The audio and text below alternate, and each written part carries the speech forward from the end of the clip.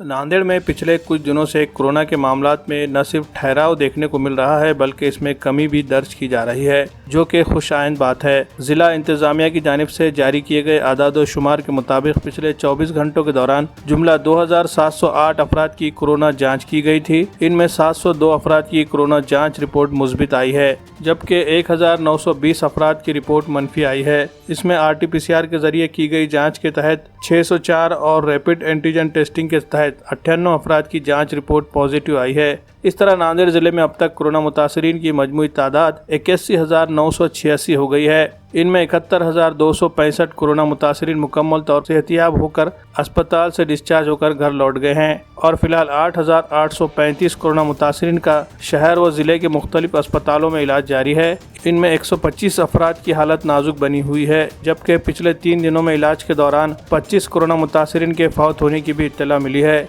इसी तरह कोरोना से फौत होने वाले अफराद की मजमूई तादाद बढ़कर 1,624 हो गई है।